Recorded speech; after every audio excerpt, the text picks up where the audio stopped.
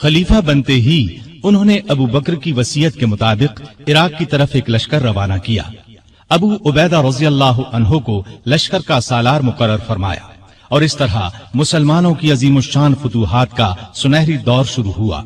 Iraq, Madain, Hulwan, Jazira, Khuzistan, Nahavand, Isfahan, Hamadan, Azerbaijan, Tabaristan, Armenia, Fars, Kerman, Khorasan, Sistan, Makran, Dimashq, Hims, Latakia, Yarmouk, Qinnasrin, Halab, Antakya और Baitul Maqdis फतह हुए। बैतुल मक़दिस की फतह का वाक़या कुछ इस तरह है कि मुजाहिदीन इस्लाम ने करीबन 3 साल में सारा शाम फतह कर लिया। अब फलस्तीन के सिर्फ 2 बड़े शहर रह गए थे, बैतुल मक़दिस जिसे यरूशलेम भी कहा जाता है और कैसारिया। उस जमाने में फलस्तीन शाम ही का हिस्सा था। 16 हिजरी में मुसलमानों ने दूसरी लड़ाइयों से फारिग होकर बैतुल मक़दिस का मुहासरा कर लिया। इस शहर में इब्राहीम अलैहिस्सलाम, इसहाक अलैहिस्सलाम, सुलेमान अलैहिस्सलाम, ईसा अलैहिस्सलाम और दूसरे नबियों की बहुत सी यादगारें हैं। रसूलुल्लाह सल्लल्लाहु अलैहि वसल्लम की भी मेराज के सफर में पहली मंजिल यही थी। मुसलमानों का पहला किबला भी यही था। न सिर्फ यहूदी और ईसाई बल्कि मुसलमान भी इसकी बहुत इज्जत करते थे और करते हैं। मुसलमानों ने जब बैतुल मक़दिस का मुहासरा किया तो शहर के बाशिंदों ने शहर के दरवाजे बंद कर लिए। चंद दिन तो इस तरह गुजरे, फिर उन्होंने मुसलमानों के सिपह सालार अबू उबैदा बिन जर्राह को पैगाम भेजा कि हम शहर मुसलमानों के हवाले करने के लिए तैयार हैं, लेकिन शर्त यह है कि मुसलमानों के खलीफा खुद यहाँ आए और सुलह का मुआहिदा करें। अबू उबैदा बिन जर्राह ने ये बात सैयदना उमर को लिख भेजी। खलीफा सानी सैयदना उमर ने सहाबा से मशवरा करके वहां जाने का फैसला किया। आपने रजब 16 हिजरी में हजरत अली रज़ियल्लाहु अन्हु को अपना कायम मकाम बनाया और रवाना हो गए। उस वक्त दुनिया के बड़े बड़े हुक्मरान उनका नाम सुनकर कांपते थे, लेकिन अपने वक्त के सबसे बड़े हाकिम के सफर का हाल ये था कि चंद बुजुर्ग सहाबा के सिवा उनके साथ कोई नहीं था। फौज, न खेमे, न कारे, न झंडे, एक ऊंट पर सवार थे। उस पर सत्तू और खजूर के 2 थैले लादे हुए थे। एक तरफ पानी की मश्क लटक रही थी। रास्ते में खाने का वक्त आता तो सब मिलकर खा लेते। आपका लिबास बहुत मामूली सा था। बैतुल मक़दिस के करीब पहुंचे तो सहाबा ने मशवरा दिया कि लिबास तब्दील कर ले। कीमती पोशाक पेश की, लेकिन आपने वो लिबास पहनने से इनकार कर दिया और फरमाया, अल्लाह ने हमें जो इज्जत दी है वो इस्लाम की वजह से है और हमारे लिए यही काफी है।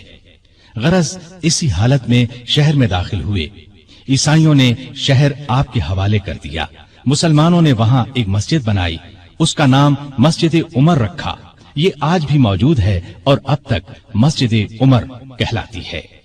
14 हिजरी में मुसलमानों ने हिम्स को फतह कर लिया था। 17 हिजरी को रोम के बादशाह हिरकल ने हिम्स मुसलमानों से छीनने के लिए समुंदर के रास्ते फौज भेजी। इस फौज ने हिम्स का मुहासरा कर लिया। जजीरे के लोगों ने भी हिरकल को ऐसा करने पर उकसाया था। चुनाचे जजीरे से भी 30,000 फौज आकर हिरकल की फौज से मिल गई। सैयदना अबू उबैदा बिन जर्राह रजी अल्लाह अन्हु ने इन हालात की इत्तिला सैयदना उमर फारूक को भेजी तो उन्होंने उनकी मदद के लिए मजीद फौज रवाना की। दूसरी तरफ सुहैल बिन अदी की सरकर्दगी में एक फौज जजीरे की तरफ रवाना कर दी। खुद भी मदीने से चलकर दिमश्क आ गए ताकि नजदीक से तमाम हालात पर नजर रख सकें।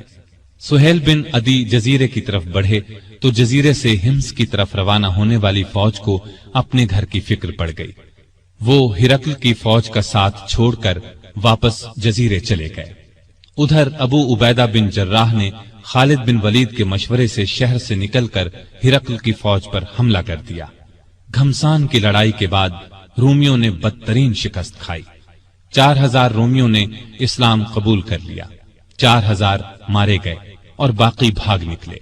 इस लड़ाई के बाद फिर कभी हिरकल को शाम पर चढ़ाई की जुर्रत न हुई। 18 हिजरी में इराक में ताउन की वबा फैली। इसमें बड़े बड़े सहाबा फौत हो गए।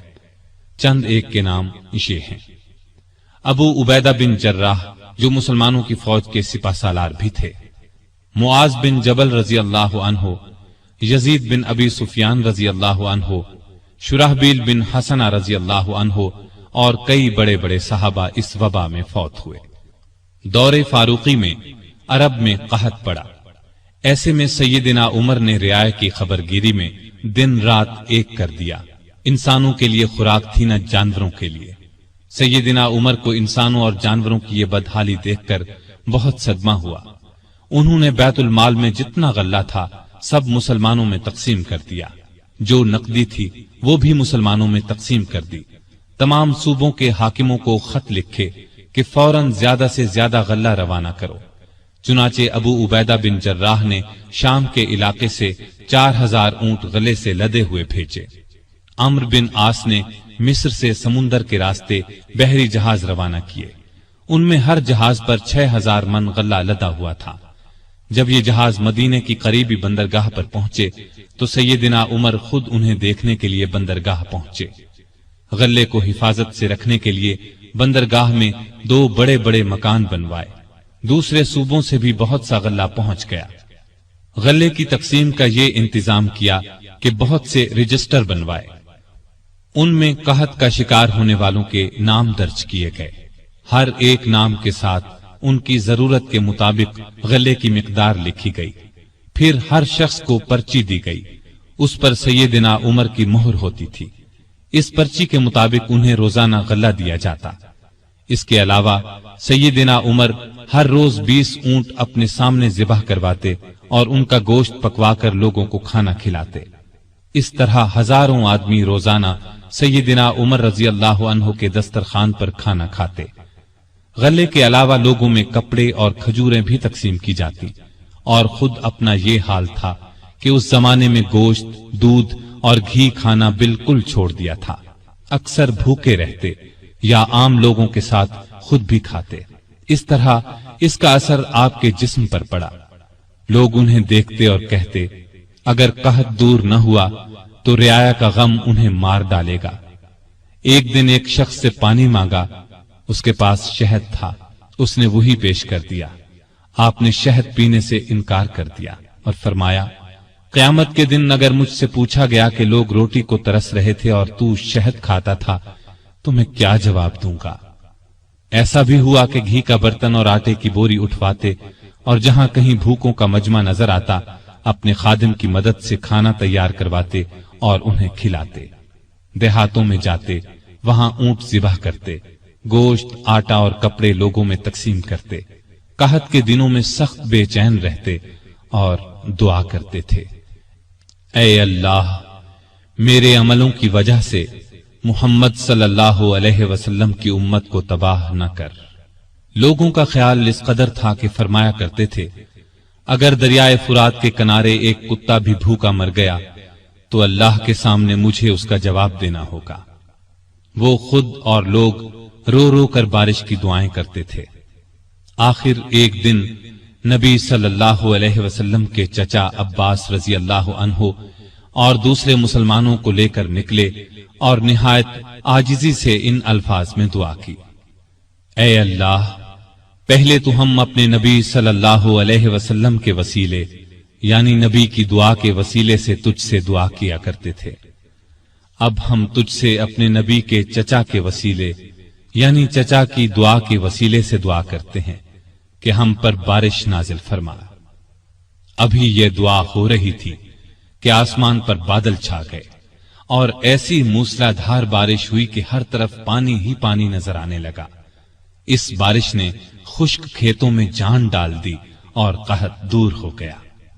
بیت المقدس کی فتح کے بعد شام میں قیصاریہ کا شہر باقی رہ گیا تھا، اس پر ابھی تک رومیوں کا قبضہ تھا۔ بحیرہ روم کے ساحل پر ایک بہت بڑا شہر تھا۔ یہ مہم امیر معاویہ کے سپرد کی گئی، انہوں نے شہر کو فتح کیا۔ 80,000 رومیوں میں سے بہت کم زندہ بچے۔ اب پورے شام پر اسلام کا جھنڈا لہرانے لگا۔ اس زمانے میں مصر کا ملک بھی رومی حکومت کے ماتحت تھا۔ 18 ہجری میں حضرت عمر نے حضرت عمرو بن عاص رضی اللہ عنہ کو 4000 کا لشکر دے کر مصر روانہ کیا۔ مصر کا حاکم مقوقس تھا، اس نے بے تحاشا فوج جمع کر لی، قلعہ بھی حد درجے محفوظ تھا۔ ان حالات کی خبر عمرو بن عاص نے سیدنا عمر کو دی تو انہوں نے 10,000 فوج اور بھیجی اور ان کے ساتھ بزرگ صحابی زبیر بن عوام کو سالار مقرر کیا۔ ان کے ہاتھ پر قلعہ فتح ہوا۔ इसके बाद इस्कंदरिया की बारी आई। इस्कंदरिया की फतह के बाद सैयदना उमर ने अम्र बिन आस को मिस्र का गवर्नर मुकर्रर किया। दरियाए नील मिस्र का एक बहुत बड़ा दरिया था। तारीख में है कि एक दिन बहुत से मिस्री अम्र बिन आस के पास आए और कहा, इस साल दरियाए नील में पानी बहुत कम रह गया है, हमारी फसलें बर्बाद हो रही हैं। पुराने जमाने से ये रस्म चली आ रही है कि जब दरिया में पानी कम हो जाए तो हम एक मुकर्रर तारीख को एक कुंवारी लड़की चुन लेते हैं, उसके वालिदैन की मर्जी से उसे निहायत कीमती जेवर और कपड़े पहनाकर दुल्हन की तरह बना देते हैं, फिर उसे दरियाए नील में गिरा देते हैं। इस तरह दरिया में पानी चढ़ जाता है, इर्द गिर्द के तमाम इलाके सैराब हो जाते हैं। अगर आप इजाजत दें तो हम ये रस्म अदा करें। अम्र बिन आस ने कहा, ये तो बड़ी जालिमाना रस्म है। जवाब में उन्होंने कहा, अगर आपने हमें ये रस्म अदा करने की इजाजत न दी तो मुल्क में कहत पड़ जाएगा, हम तबाह हो जाएंगे। अम्र बिन आस ने फरमाया, तुम लोग नादान हो, अल्लाह के हुक्म के बगैर दरिया में पानी हरगिज कम या ज्यादा नहीं हो सकता। इस्लाम ऐसी फजूल रस्मों को मिटाने के लिए आया है। मैं तुम्हें एक बेगुनाह लड़की पर जुल्म करने की इजाजत नहीं दूंगा। मिस्री मायूस होकर लौट गए। इत्तेफाक से दरिया में पानी कम हो गया। लोग कहत के डर से वतन छोड़ने की तैयारी करने लगे। सैयदना अम्र बिन आस ने ये सारा किस्सा सैयदना उमर को लिख भेजा। उन्होंने जवाब में लिखा, अल्हम्दुलिल्लाह, आपने मिस्रियों को बिल्कुल ठीक जवाब दिया। इस्लाम वाकई ऐसी फजूल रस्मों को मिटाने के लिए आया है। मैं एक खत भेज रहा हूं, इसको दरियाए नील में डाल देना। अम्र बिन आस ने खत को दरिया में डालने से पहले उसकी इबारत पढ़ी। उसके अल्फाज ये थे, ए नील, अगर तू अपने इख्तियार से बह रहा है तो मत बह, और अगर तू अल्लाह ताला के हुक्म से बह रहा है तो मैं अल्लाह ताला के हुजूर दुआ करता हूं कि वो तुझे पहले की तरह ज्यादा पानी के साथ जारी कर दे। ये रुका दरिया में डाल दिया गया। दूसरे दिन जब मिस्र के लोग सोकर उठे तो उन्होंने अल्लाह की कुदरत का अजीब नजारा देखा। दरिया का पानी कई गज ऊपर चढ़ गया था, किनारों से निकलकर इर्द गिर्द के इलाकों को सैराब कर रहा था। इतना ज्यादा पानी इसमें कभी नजर नहीं आया था। ये नजारा देखकर हजारहा मिस्री मुसलमान हो गए और वो जालिमाना रस्म हमेशा के लिए खत्म हो गई। सैयदना उमर रजी अल्लाह अन्हु के दौर में इस्लामी हुकूमत 22 लाख मुरब्बा मील तक फैल गई। इसमें अरब के अलावा इराक, ईरान, मिस्र, फलस्तीन, बहरैन, आर्मीनिया, आजरबाईजान, सीस्तान वगैरह बहुत से मुल्क शामिल थे। इतने बड़े मुल्क का इंतजाम सैयदना उमर ने बहुत खूबी से किया। इस्लामी सल्तनत को सूबों में तकसीम कर दिया, फिर हर सूबे को बहुत से जिलों में तकसीम किया। आमतौर पर एक सूबे में 10 से लेकर 20 तक जिले होते थे। मुल्क का इंतजाम सहाबा किराम रजी अल्लाह अन्हुम के मशवरे से करते थे। मशवरा करने के लिए उन्होंने एक मजलिस बनाई। उसमें सूझबूझ रखने वाले बड़े बड़े जलीलुल कद्र सहाबा शामिल थे। इस मजलिस को मजलिस शूरा कहा जाता था। इसके इजलास मस्जिद नबवी में होते थे। हर सूबे का एक गवर्नर मुकर्रर किया जाता था। खुद बिल्कुल सादा जिंदगी बसर करते थे। यही हिदायत गवर्नरों को थी। ओहदेदारों की निगरानी खुद करते थे। हज के जमाने में चारों तरफ से आए हुए लोगों से उनके गवर्नरों के हालात पूछते। लोग बेधड़क शिकायत करते। लोगों के सामने इस किस्म का खुतबा देते, लोगों, तुम पर जो लोग हाकिम मुकर्रर किए गए हैं वो इसलिए नहीं भेजे गए कि तुम्हें मारें पीटें और तुम्हारा माल छीन लें, बल्कि उन्हें मैं इसलिए भेजता हूं कि वो तुम्हें रसूलुल्लाह सल्लल्लाहु अलैहि वसल्लम के तरीके सिखाएं। अगर किसी ने इसके खिलाफ किया है तो मुझसे बयान करो ताकि मैं उसका बदला लूं। लोगों को आम इजाजत थी कि वो किसी वक्त भी अपनी शिकायत पेश कर सकते थे। एक मर्तबा मिस्र के एक गरीब शख्स ने शिकायत की कि गवर्नर के बेटे ने बिला वजह उसे पीटा है। आपने बाप बेटे को बुलवा लिया। जब दोनों आ गए तो सैयदना उमर ने उस गरीब को कोड़ा देकर फरमाया, जितने कोड़े उसने तुम्हें मारे थे उतने ही तुम इसे मारो। उस गरीब ने कोड़े मारने शुरू किए। जब तादाद पूरी हो गई तो उमर ने फरमाया, अब 2-4 कोड़े गवर्नर को भी मारो। लेकिन उस गरीब ने ऐसा करना पसंद न किया। जजीरे के गवर्नर के बारे में इत्तला मिली कि वो बारीक लिबास पहनते हैं। दरवाजे पर दरबान भी मुकर्रर कर रखा है। आपने उन्हें फौरन बुलवा लिया, उनके कपड़े उतरवाकर बालों का बुना हुआ कुर्ता पहना दिया और बकरियों का एक रेवड़ मंगवाकर उन्हें हुक्म दिया कि जंगल में जाओ और इन बकरियों को चराओ। गवर्नर का नाम इयाज बिन गनम था। वो रसूलुल्लाह सल्लल्लाहु अलैहि वसल्लम के सहाबी थे, एक सूबे के गवर्नर थे। इसलिए जब उन्होंने कहा कि वो आइंदा ऐसा लिबास नहीं पहनेंगे तो उमर ने उन्हें मुआफ कर दिया और ओहदे पर वापस भेज दिया। इयाज बिन गनम जब तक जिंदा रहे मोटा लिबास पहनते रहे। फिर उन्होंने कभी बारीक लिबास पहना न दरवाजे पर दरबान रखा। खालिद बिन वलीद रजी अल्लाह अन्हु इस्लाम के बहुत बड़े जर्नैल थे। उन्होंने 20 लड़ाइयां लड़ी। बड़ी बड़ी हुकूमतों के लश्कर उनके मुकाबले में न ठहर सके। सैयदना उमर के जमाने में जब खालिद बिन वलीद फतूहात पर फतूहात हासिल कर रहे थे तो ऐन इस हालत में उमर ने उन्हें सिपाह सालारी से माजूल कर दिया। जब लोगों ने वजह पूछी तो उन्होंने फरमाया, मुसलमान ये ख्याल करने लगे थे कि ये फतूहात खालिद बिन वलीद की वजह से हो रही हैं, जबकि फतूहात हमें अल्लाह ताला की मेहरबानी से हो रही हैं। आपके जमाने में चूंकि इस्लामी हुकूमत बहुत फैल गई थी, लगातार फतूहात की वजह से माले गनीमत भी बहुत ज्यादा आने लगा था। इसलिए आपने 15 हिजरी में बैतुल माल कायम कर दिया। उसमें ज़कात, खिराज, जिजिया, माले गनीमत वगैरह जमा होता था और मुसलमानों में तकसीम किया जाता था। यतीमों, गरीबों और बेवाओं को उसमें से वजीफे दिए जाते थे। जरूरतमंदों को कर्ज भी दिया जाता था। जंगी जरूरियात पर भी खर्च किया जाता था। आमदनी और खर्च के मामले में हर दर्जा एहतियात करते थे। सैयदना उस्मान ने एक दिन इन्हें चिलचिलाती धूप में भागते देखा। पूछने पर उन्होंने बताया कि बैतुल माल का एक ऊंट गुम हो गया है, उसको तलाश कर रहा हूं। बहरैन से एक मर्तबा मुश्क आया। ये इंतहाई कीमती खुशबू थी। उसको मुसलमानों में तकसीम करने के लिए आदमी की तलाश हुई जो ये काम अच्छी तरह कर सके। सैयदना उमर की जौजा मोहतरमा आतिका ने कहा कि ये काम मैं कर सकती हूँ। सैयदना उमर ने फरमाया, नहीं, मैं तुम्हें इसकी इजाजत नहीं दे सकता, इसलिए कि तुम्हारी उंगलियों पर जो मुश्क लग जाएगा वो तुम अपने कपड़ों पर लगा लोगी। इस तरह आम मुसलमानों से ज्यादा तुम्हारे हिस्से में आएगा। एक मर्तबा बीमार हो गए। लोगों ने इलाज के तौर पर शहद तजवीज किया। बैतुल माल में शहद मौजूद था, लेकिन आपने लेना गवारा न किया। आखिर लोगों को जमा किया गया। जब सब ने इजाजत दे दी तब शहद दिया। आपने अदलो इंसाफ का बेहतरीन नमूना दुनिया को दिखाया। अल्लाह से डरने वाले काजी मुकर्रर किए, उनकी तनख्वाहें मुकर्रर की। उन्हें हुक्म दिया कि तमाम फैसले कुरान और हदीस के मुताबिक किए जाएं। कुरान और हदीस में हुक्म न मिले तो जिस राय पर आलिमों का इत्तिफाक हो उसके मुताबिक फैसला दिया जाए। उन्होंने कूफा में शुरैह को काजी मुकर्रर किया। उनके फैसले बहुत मशहूर हुए। अमीरुल मोमिनीन के खिलाफ भी फैसले दे देते थे। सैयदना अली ने भी उन्हें अपने दौर में काजी के ओहदे पर कायम रखा। कबीला गस्सान के बादशाह जबला ने इस्लाम कबूल कर लिया। वो हज करने के लिए आया। उसकी चादर पर एक गरीब बद्दू का पांव आ गया। उसने बद्दू को जोर से थप्पड़ दे मारा। बद्दू की नाक की हड्डी टूट गई। वो सैयदना उमर की खिदमत में हाजिर हो गया, इंसाफ का तलबगार हुआ। सैयदना उमर ने जबला को बुला भेजा।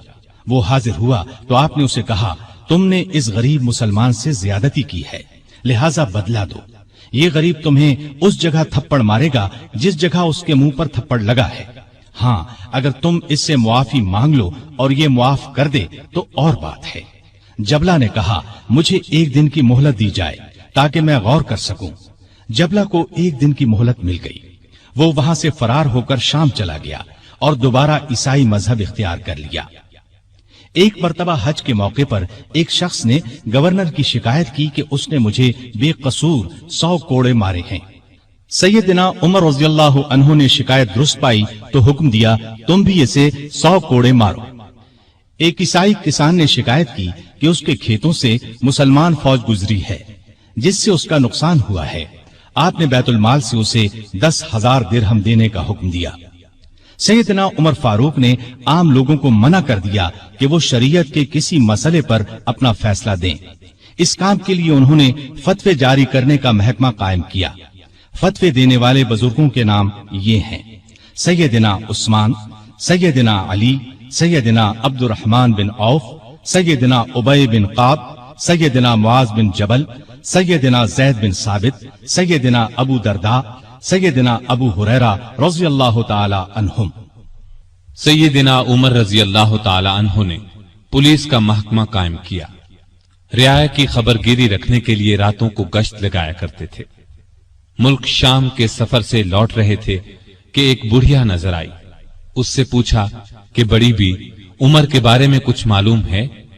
وہ بولی، ہاں سنا ہے شام گیا ہوا ہے، اللہ اس سے سمجھے، آج تک اس نے مجھے پھوٹی کوڑی تک نہیں دی، اسے معلوم نہیں میں کتنی تنگی سے گزارا کر رہی ہوں۔ سیدنا عمر نے یہ سن کر فرمایا، بڑی بھی تم نے جا کر عمر کو اپنا حال بتایا؟ بڑھیا نے کہا، اگر اسے رعایا کا حال معلوم نہیں تو خلافت کیوں کرتا ہے؟ سیدنا عمر فاروق رضی اللہ عنہ یہ سن کر رو پڑے۔ پھر اس سے پوچھا، تم کیا لے کر عمر کو معاف کر سکتی ہو؟ اس نے کہا، اگر مجھے 25 دینار مل جائیں تو معاف کر دوں گی۔ آپ نے اسی وقت اسے 25 دینار دے دیے۔ وہ خوش ہو کر دعائیں دینے لگی، اللہ عمر کو معاف کرے، اس پر اپنی رحمت نازل کرے۔ بعد میں سیدنا عمر رضی اللہ عنہ نے اس کا وظیفہ مقرر فرما دیا۔ ایک رات گشت کے دوران میں چند بچوں کے رونے کی آواز سنی۔ معلوم ہوا کہ بچے بھوکے ہیں اور ماں نے انہیں بہلانے کے لیے ہانڈی میں صرف پانی ڈال کر آگ جلا رکھی ہے۔ آپ اسی وقت خادم اسلم کے ساتھ بیت المال گئے، آٹا، گوشت، گھی اور کھجوریں نکال کر خادم سے فرمایا، یہ تمام چیزیں میری کمر پر رکھ دو۔ اسلم نے عرض کیا، آپ کیوں تکلیف کرتے ہیں، میں اٹھا لیتا ہوں۔ آپ نے فرمایا، نہیں، قیامت کے دن میرا بوجھ تم نہیں اٹھاؤ گے۔ پھر سب چیزیں اپنی کمر پر لاد کر لائے، خود کھانا تیار کیا، خود چولہا پھونکا، کھانا تیار ہونے پر اپنے سامنے بچوں کو کھلایا۔ انہوں نے پیٹ بھر کر کھایا، پھر اچھلنے کودنے لگے۔ سیدنا عمر انہیں اچھلتے کودتے دیکھتے اور خوش ہوتے رہے۔ عورت نے ان سے کہا، اللہ تمہیں نیک بدلہ دے، امیر المؤمنین بننے کے لائق تو تم ہو، نہ کہ سیدنا عمر۔ سیدنا عمر فاروق رضی اللہ عنہ یہ سن کر مسکرائے، پھر واپس مدینہ آئے اور اس عورت کا وظیفہ مقرر کر دیا۔ ایک روز شام کے وقت مدینے کے باہر ایک قافلہ اترا۔ سیدنا عمر نے عبد الرحمن بن عوف رضی اللہ عنہ کو ساتھ لیا اور رات بھر قافلے کا پہرا دیتے رہے۔ ایک قافلے میں ایک ننھے بچے کو روتے دیکھا تو اس کی ماں پر ناراض ہوئے کہ بچے کو دودھ کیوں نہیں پلاتی۔ وہ آپ کو پہچانتی نہیں تھی۔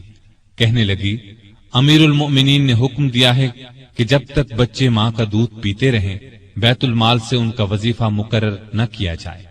میں اس کا دودھ چھڑا رہی ہوں تاکہ وظیفہ لگ جائے۔ یہ ہے اس کے رونے کی وجہ۔ سیدنا عمر یہ سن کر روئے، پھر اعلان کر دیا کہ جس دن کوئی بچہ پیدا ہوگا اس کا وظیفہ اسی دن سے مقرر ہو جائے گا۔ ایک مرتبہ لوگوں کو کھانا کھلا رہے تھے، ایک شخص کو بائیں ہاتھ سے کھانا کھاتے دیکھا۔ نزدیک جا کر اس سے کہا، دائیں ہاتھ سے کیوں نہیں کھاتے؟ اس نے کہا، میرا دایاں ہاتھ موتا کی لڑائی میں کٹ گیا تھا۔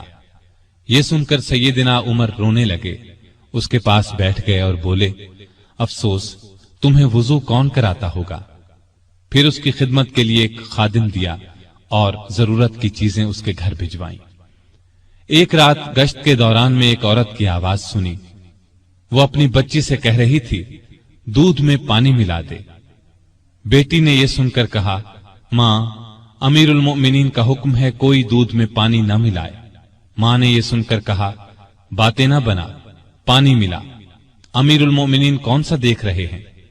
لڑکی نے کہا، امیر المؤمنین تو نہیں دیکھ رہے، مگر اللہ تو دیکھ رہا ہے۔ سیدنا عمر نے ماں بیٹی کی یہ گفتگو سنی تو اپنے خادم سے کہا، اس گھر کو اچھی طرح پہچان لو، दूसरे दिन उनके बारे में पता करवाया। उन्हें लड़की की ईमानदारी इस कदर पसंद आई कि अपने बेटे आसिम के लिए रिश्ता मांग लिया। इस तरह ये शादी हुई। बनु उमैया के उमर बिन अब्दुल अजीज रहमतुल्लाह अलैह इसी खातून के नवासे थे। उन्हें अदल इंसाफ, सादगी, परहेजगारी की वजह से दूसरा उमर कहा जाता है। उनका दौर बेहतरीन दौर हुआ। मदीने की एक बेसहारा अंधी औरत के घर की सफाई अमीरुल मोमिनीन खुद किया करते थे। रसूलुल्लाह सल्लल्लाहु अलैहि वसल्लम के एक सहाबी सईद बिन यरबूक की आखिरी उम्र में बीनाई जाती रही। उनके लिए एक खादिम मुकर्रर किया जो उन्हें मस्जिद तक लाता था। रास्ता चलते एक औरत ने सैयदना उमर फारूक को रोक लिया और कहा, मैं रसूलुल्लाह सल्लल्लाहु अलैहि वसल्लम के सहाबी खुफाफ बिन ईमा की बेटी हूँ।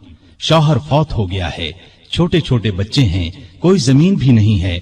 बच्चों को घर में छोड़कर मेहनत मजदूरी भी नहीं कर सकती कि बच्चों को कोई नुकसान न पहुंच जाए।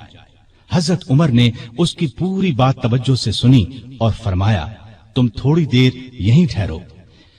ये कहकर घर गए। वापस लौटे, एक मोटे ताजे ऊंट पर बहुत सा सामान लदा हुआ साथ लाए। उस पर कपड़े और नकद रकम भी थी। उस औरत से फरमाया, ये ऊंट ले जाओ, जब खत्म हो जाए तो बता देना। जिहाद पर जाने वाले मुसलमानों के घर वालों का बहुत ख्याल रखते थे। उनके घरों में जाकर उनकी औरतों से कहते, तुम्हें बाजार से कुछ मंगवाना हो तो मैं ला देता हूँ। बेवा औरतों का पानी भर देते। मुजाहिदीन के खत आते तो ये खत खुद उनके घरों में पहुंचाते। उनसे जवाब लेकर मुजाहिदीन को भिजवाते। बैतुल माल से हाजतमंदों को देते। रास्तों में चौकियां बनवाई ताकि रास्ते महफूज हो जाएं। शहरों में मेहमान खाने बनवाए। मुल्क में जगह जगह नहरें खुदवाई जिनसे आपाशी आसान हो गई। सड़कें और पुल बनवाए। नए शहर बसाए। करीबन 4000 मस्जिदें तामीर करवाई। हरम काबा को वसी करवाया। मस्जिद नबवी को वसी करवाया। मर्दम शुमारी का निजाम राइज किया। सिक्का जारी किया। सने हिजरी कायम किया। जंगों का सिलसिला बढ़ा तो फौजी निजाम कायम किया। फौजियों की तनख्वाहें मुकर्रर की। मुजाहिदीन के बीवी बच्चों और गुलामों के लिए वजीफे मुकर्रर किए। फौज को 2 हिस्सों में तकसीम किया। एक बाकायदा फौज जो हमेशा महाजों पर रहती थी। दूसरी रजाकार फौज। ये लोग उमूमन घरों में रहते थे। जरूरत पड़ने पर उन्हें महाज पर भेजा जाता। उनकी तनख्वाहें बाकायदा फौज से कम थीं। मुल्क में जगह जगह फौजी छावनियां कायम की। छावनियों के साथ अस्तबल तामीर करवाए। उनमें 4-4 हजार घोड़े तैयार रहते थे। ऊंट भी मौजूद रहते। फौज के साथ खजांची, तबीब, जर्राह, गनीमत के माल का हिसाब रखने वाले, दूसरी जुबानें जानने वाले और दुश्मन की जासूसी करने वाले भी रहते थे। फौज की तालीम का भी इंतजाम किया। फौज को ये हिदायत थी कि दुश्मन से जो अहद करो उसको पूरा करो। बच्चों, औरतों, बूढ़ों और राहिबों को कत्ल न करो। माले गनीमत में खियानत न करो। आबादियों को वीरान न करो। फलदार दरख्तों को न काटो। जो लोग जंग में कैदी बना लिए जाएं, उन्हें उनके करीबी रिश्तेदारों से जुदा न करो। लड़ाई में मारे जाने वालों के हाथ पांव, नाक कान न काटो। कुरान और हदीस की तालीम आम कर दी। सैयदना उमर खुद बहुत बड़े फकीह थे। उन्होंने तमाम इलाकों में फकीह मुकर्रर किए। लोग उनसे दीनी मसाइल पूछते थे। उनके जमाने में इस्लाम की बहुत इशाअत हुई। गैर मुस्लिमों से अच्छे सुलूक की वजह से भी इस्लाम बहुत तेजी से फैला। इंसाफ का दामन किसी कीमत पर नहीं छोड़ते थे। शाम में मुसलमानों को मस्जिद बनाने के लिए एक जमीन की जरूरत पेश आई। जमीन एक यहूदी की थी। मुसलमानों ने जमीन उससे खरीदना चाही, लेकिन यहूदी ने इनकार कर दिया। मुसलमानों ने जबरदस्ती जमीन पर कब्जा करके मस्जिद बना ली। यहूदी ने सैयदना उमर से शिकायत की। सैयदना उमर फारूक ने हुक्म दिया कि मस्जिद नाजायज तरीके से बनाई गई है। इस्लाम इसकी इजाजत नहीं देता। मस्जिद को गिराकर जमीन यहूदी को दे दी जाए। चुनाचे जमीन यहूदी को वापस दे दी गई। उसने उस जगह अपना मकान बना लिया। सैयदना उमर फारूक रज़ियल्लाहु अन्हु दुआ किया करते थे कि ए अल्लाह, मुझे अपनी राह में शहादत नसीब फरमा। मुझे अपने रसूल के शहर में मौत दे। खिलाफत के 11वें साल अल्लाह ताला ने उनकी ये दोनों दुआएं پوری کر دیں۔ ذی الحج 23 ہجری میں حج کے لیے مکہ گئے۔ آپ جب حجر اسود کو بوسہ دیتے تو کہتے تھے، اے حجر اسود، میں جانتا ہوں کہ تو ایک پتھر ہے، تو نہ نفع دے سکتا ہے اور نہ نقصان۔ اگر میں نے رسول اللہ صلی اللہ علیہ وسلم کو تیرا بوسہ لیتے ہوئے نہ دیکھا ہوتا تو میں تیرا بوسہ نہ لیتا۔ یہ سیدنا عمر کی توحید کا کمال نمونہ ہے۔ حج سے فارغ ہو کر اس مہینے کی آخری تاریخوں میں واپس لوٹے۔ جمعے کے دن مسجد میں خطبہ دیا جو بہت طویل تھا۔ اس میں لوگوں کو بہت نصیحتیں کی۔ اس خطبے میں اپنے ایک خواب کا ذکر کیا اور فرمایا، میں سمجھتا ہوں میری موت کا وقت آ پہنچا ہے۔ اس کے ساتھ ہی خلافت کے بارے میں کچھ ایسی باتیں بیان کی جن سے معلوم ہوتا تھا کہ آئندہ ہونے والے خلیفہ کے بارے میں پریشان ہیں۔ مدینے میں مغیرہ بن شعبہ کا ایک غلام تھا۔ یہ ایرانی تھا، اچھا کاریگر تھا۔ اس کا نام ابو لؤلؤ فیروز تھا۔ ایک دن سیدنا عمر سے شکایت کی کہ میں دن بھر کام کر کے جو کچھ کماتا ہوں، میرا آقا اس میں سے بہت زیادہ رقم لے لیتا ہے، اس میں کمی کرا دیں۔ سیدنا عمر نے پوچھا، تم کون سا کام جانتے ہو؟ اس نے کہا، میں لوہار بھی ہوں، بڑھئی بھی ہوں اور بیل بوٹے بھی بنانا جانتا ہوں۔ سیدنا عمر نے دریافت کیا، تمہارا آقا تم سے روزانہ کتنی رقم لیتا ہے؟ اس نے کہا، 2 درہم روزانہ۔ اس پر سیدنا عمر نے فرمایا، تم جو کام جانتے ہو اس کے مقابلے میں تو یہ رقم زیادہ معلوم نہیں ہوتی۔ اس پر ابو لؤلؤ ناراض ہو کر چلا گیا۔ اگلے دن ابو لؤلؤ فجر کی نماز سے پہلے مسجد میں چھپ کر بیٹھ گیا۔ سیدنا عمر لوگوں کو نماز پڑھانے لگے تو اس نے کونے سے نکل کر 2 دھاری خنجر سے امیر المؤمنین پر 6 وار کیے اور پھر صفوں میں کھڑے مسلمانوں کو زخمی کرتا باہر بھاگا، لیکن مسلمانوں نے پکڑ لیا۔ اس پر اس نے وہی خنجر اپنے پیٹ میں جھونک لیا اور مر گیا۔ ادھر امیر المؤمنین شدید زخمی ہو گئے۔ انہوں نے عبد الرحمن بن عوف رضی اللہ عنہ کا ہاتھ پکڑ کر اپنی جگہ کھڑا کر دیا، خود زمین پر گر پڑے۔ لوگوں نے نماز سے فارغ ہو کر دیکھا، جن مسلمانوں کو ابو لؤلؤ نے زخمی کیا تھا ان میں سے 7 دم توڑ چکے تھے، باقی بہت زیادہ زخمی نہیں ہوئے تھے۔ البتہ سیدنا عمر کی حالت نازک تھی۔ ایسے میں انہوں نے عبداللہ بن عباس سے پوچھا، مجھے کس نے مارا ہے؟ انہوں نے بتایا، مغیرہ بن شعبہ کے غلام ابو لؤلؤ نے۔ یہ سن کر فرمایا، اللہ کا شکر ہے، میری موت کسی ایسے شخص کے ہاتھ سے نہیں ہوئی جو اسلام کا دعویٰ کرتا ہو۔ لوگ انہیں اٹھا کر گھر لائے، دودھ پلایا گیا تو وہ زخموں کے راستے باہر آ گیا۔ اب سب کو یقین ہو گیا کہ امیر المؤمنین کا آخری وقت آ پہنچا ہے۔ لوگ غم سے نڈھال ہو گئے، ان سے ملنے کے لیے آنے لگے۔ ایک نوجوان ایسے میں ملنے آیا، اس نے کہا، اے امیر المؤمنین، آپ اللہ کی بشارت سے خوش ہو جائیں۔ آپ ان اصحاب میں سے ہیں جو بہت پہلے اسلام لائے اور رسول اللہ کے ساتھی بنے۔ خلیفہ بنائے گئے تو آپ نے انصاف سے کام لیا، پھر آخر آپ کو شہادت نصیب ہو گئی۔ یہ سن کر سیدنا عمر نے فرمایا، اے بھتیجے، اللہ کرے یہ چیزیں میرے گناہوں کے برابر برابر ہی ہو جائیں، مجھے کوئی عذاب ہو نہ ثواب۔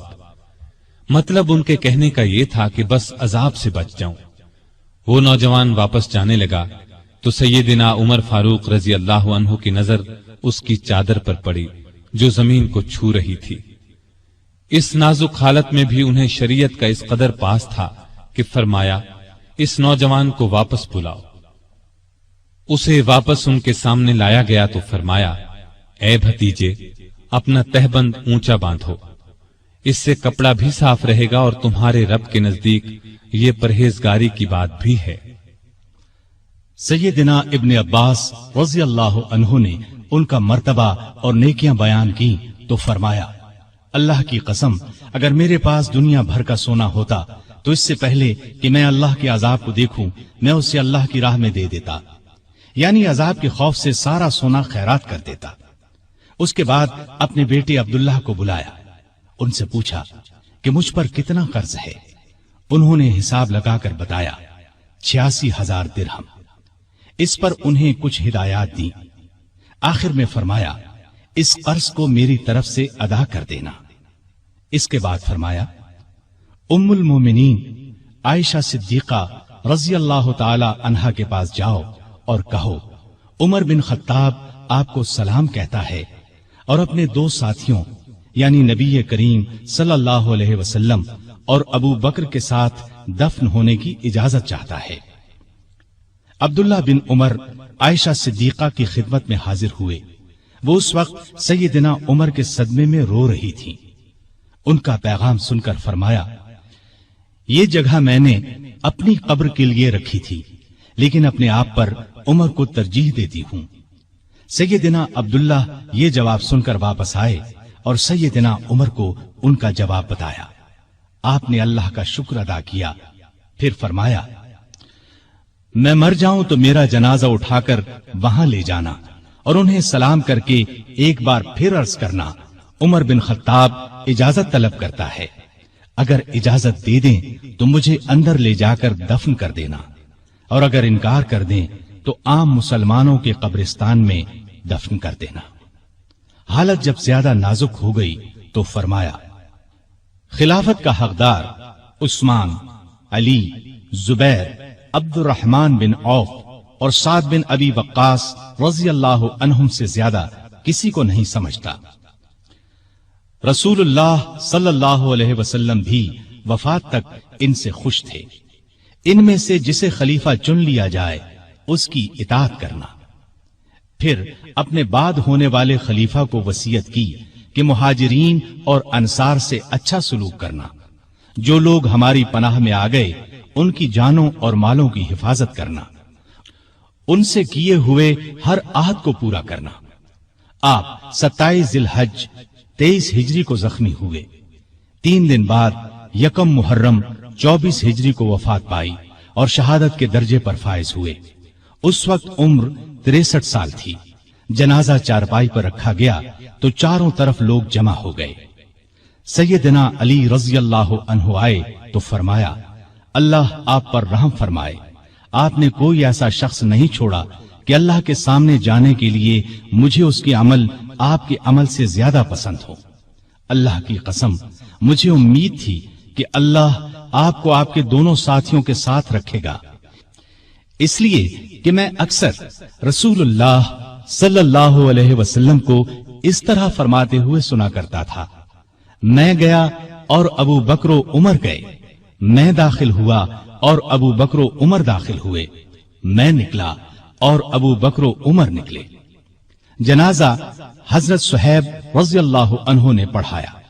हजरत अली, उस्मान, साद बिन अबी वक्कास और अब्दुर्रहमान बिन औफ रज़ी अल्लाह अन्हुम ने कब्र में मैयत को उतारा और इस्लाम के इस बहुत बड़े फर्जंद को हमेशा के लिए रसूलुल्लाह सल्लल्लाहु अलैहि वसल्लम और सैयदना अबू बकर रज़ी अल्लाह अन्हु का साथ नसीब हो गया है। सैयदना उमर रज़ी अल्लाह अन्हु ने कई शादियां की। उनसे 8 या 9 लड़के, 4 या 5 लड़कियां हुई। मशहूर बीवियों के नाम ये हैं: ज़ैनब बिनते मज़ऊन रज़ी अल्लाह अन्हा, आतिका बिनते ज़ैद रज़ी अल्लाह अन्हा, उम्मे हकीम बिनते हारिस रज़ी अल्लाह अन्हा, उम्मे कुलसूम बिनते अली रज़ी अल्लाह अन्हा। औलाद में से हफ्सा, अब्दुल्ला, उबैदुल्ला और आसिम रज़ी अल्लाह अन्हुम बहुत मशहूर हैं। हफ्सा रज़ी अल्लाह अन्हा को रसूलुल्लाह सल्लल्लाहु अलैहि वसल्लम की पाक बीवियों में शामिल होने का शरफ हासिल है। वो उम्मुल मोमिनीन कहलाई। आप में अल्लाह का खौफ इंतहा को पहुंचा हुआ था। इबादत का शौक भी बेहद था। रातों को जागकर नफल पढ़ा करते थे। कुरान करीम की जिन आयात में क़यामत का जिक्र है उनको पढ़ते वक्त बहुत रोते। तरावीह की नमाज को उन्होंने बाजमात कराया। उनके दौर से आज तक तरावीह बाजमात अदा की जाती है। आप में बुर्दबारी हद दर्जे की थी। दूसरों की नुक्ताचीनी को सब्र और हौसले से बर्दाश्त करते थे। आपने एक वक्त में कभी दस्तरखान पर 2 सालन जमा न किए। रसूलुल्लाह सल्लल्लाहु अलैहि वसल्लम और अबू बकर रजी अल्लाह अन्हु का भी यही मामूल था। نبی کریم صلی اللہ علیہ وسلم سے آپ کو انتہا درجے کی محبت تھی۔ آپ صلی اللہ علیہ وسلم پر اپنی جان قربان کرنے کے لیے ہر دم تیار رہتے تھے۔ کوئی رسول اللہ صلی اللہ علیہ وسلم کی شان میں ذرا سی گستاخی کرتا تو اس کی گردن اڑانے پر تیار ہو جاتے۔ ایک بار سیدنا عمر فاروق رضی اللہ عنہ نے فرمایا، اے اللہ کے رسول، مجھے آپ سے اپنی جان سے بھی زیادہ محبت ہے۔ نبی کریم صلی اللہ علیہ وسلم نے سیدنا عمر فاروق رضی اللہ عنہ کو دنیا ہی میں جنتی ہونے کی بشارت دی۔ سیدنا عمر فاروق رضی اللہ عنہ کے چند اقوال یہ ہیں: بزرگ بننے کے لیے علم حاصل کرو۔ جو آدمی خود کو عالم کہے وہ جاہل ہے، جو خود کو جنتی کہے وہ جہنمی ہے۔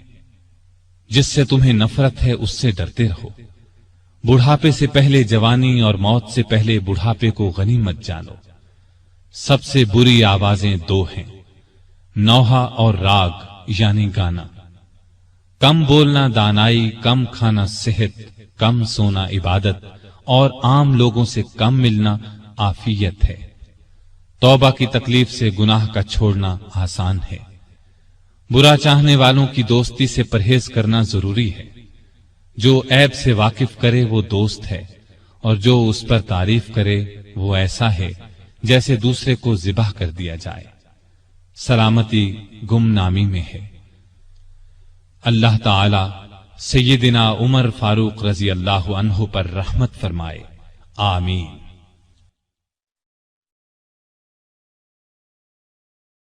سامعین محترم، ابھی آپ دارالسلام اسٹوڈیو لاہور پاکستان سے سن رہے تھے فاروق اعظم۔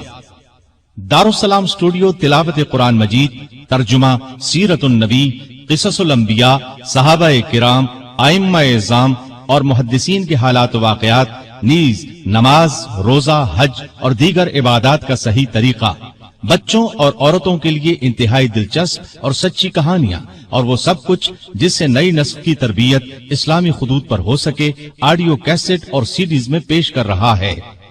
دارالسلام اسٹوڈیو دارالسلام پبلشرز اینڈ ڈسٹریبیوٹرز کا ایک حصہ ہے، جو اسلامی کتب کی اشاعت کا بین الاقوامی ادارہ ہے، جس کا ہیڈ آفس سعودی عرب کے دارالحکومت ریاض میں واقع ہے، جس کے مینیجنگ ڈائریکٹر جناب عبد المالک مجاہد ہیں۔ دارالسلام کا دنیا کے 27 ملکوں میں نیٹ ورک ہے۔ پاکستان میں اس کا ایڈریس نوٹ کر لیں: دارالسلام اسٹوڈیو، 50 لوور مال، نزد MAO کالج، لاہور۔